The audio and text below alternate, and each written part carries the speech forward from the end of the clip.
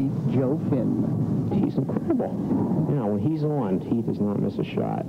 He lets you get ahead so far, and then he says enough monkeying around and put you in your place. He's just a friend to all of us. On May 31st, Joe celebrated his 80th birthday, and he celebrated that one just as he celebrated all the others. He played racquetball. Oh, it's time to start living. Time to take a little from this world we're given. Time to take time, 'cause spring will turn to fall in just no time at all. Now hold it. Wait a minute. Time out. This is not another story about a feisty senior citizen who works out 3 times a week. Joe comes here 5 times a week, sometimes 6. And he doesn't just play racquetball, he teaches it. Altogether, between handball and squash and racquetball, I've been playing a full 60 years. I played in the very first international tournament in 1969 in St. Louis. Took 3rd place senior doubles. I was 63 years old at the time. I've been playing, exercising all my life as part of a regime that I have.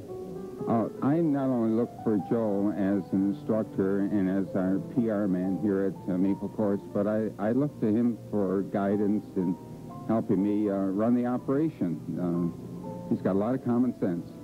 So I might be the boss, but as far as I'm concerned, I listen to Joe. Roy will play Darlene. Vicky will play Thalia. Linda C. will play Linda G. Part of Joe's job as an instructor is to pair up his students against each other so their skill levels match. But his students all agree that they learn the most when Joe is in the court with them. We like him because when he plays with us on the court, he tries to play to our ability to give us practice to improve, or he'll push us a little bit, but he doesn't play so far above our head we don't have a chance. You go, oh, I can beat him easy or something on that order until you play with him, and then you find out, oh, he can really wear you down. He takes advantage of all of your mistakes. Well, after hearing that, how could I resist taking Joe on in a match? After all, he had never before experienced the Hissong backhand. Well, that's what I thought. Talk about your lambs being led to the slaughter. Watch it now, watch it. Right.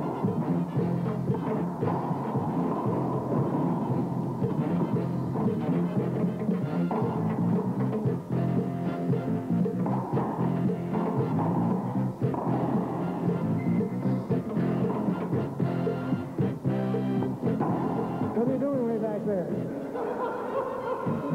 After every shot, you're trying to get the midcourt. I don't know if you've noticed or not, but at this point, I'm sweating buckets. Joe isn't even breathing hard. Now, that should say a lot to the people who claim that an 80-year-old man can't possibly do this. Well, they don't really know. They had their eyes open and they got around. I have a brother-in-law who plays at the downtown Y, 83 years old. I have a fellow that plays here ordinarily 3 months younger than I am. I had a real good player here a couple of weeks ago, 75 years old. So it gets to be a way of life with a lot of these people. And if you don't do it, you feel badly. You know what? That's the first time I even thought that there was even a question along those lines. I never thought of them as being 72 or 80 years old or 90 years old. It just doesn't enter my mind. And how long does Joe want to keep doing this? Well, you can't predict. All I say is that I want to be here tomorrow. Count on it. And watching your blade be flung all over makes me feel all over. It's just no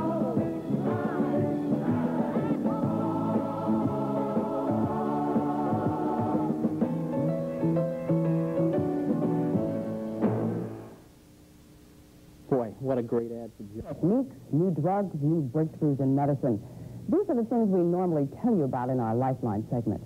Well, tonight our medical reporter, Kay Lowry, has a profile on a robust octogenarian who says the very best medicine can be summed up in one word: racquetball.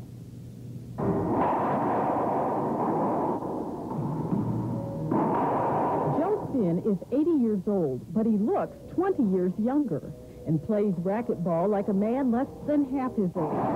Joe has no major health problems and says racquetball is the #1 reason. I retired in 1973, and if I hadn't had this to do, I'd have gone crazy.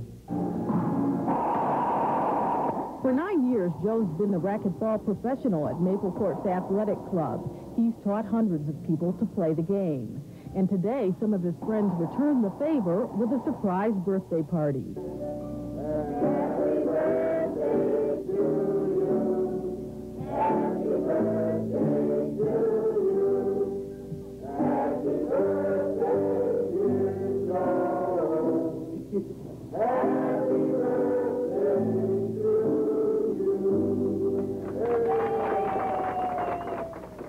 Joe represents a growing breed of senior citizens who refuse to surrender to the aches and pains that sometimes accompany advancing age.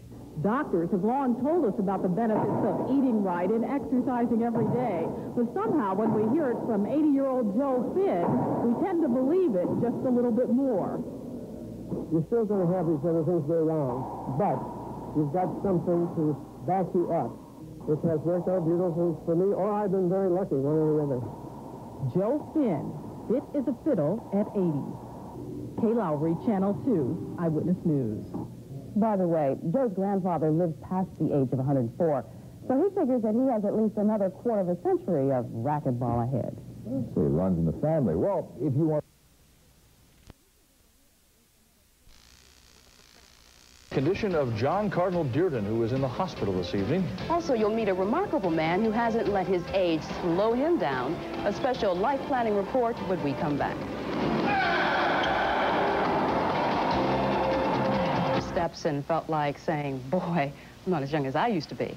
Well, in tonight's life planning segment, medical reporter Kay Lowry introduces us to an extraordinary octogenarian who reigns supreme on many racquetball courts.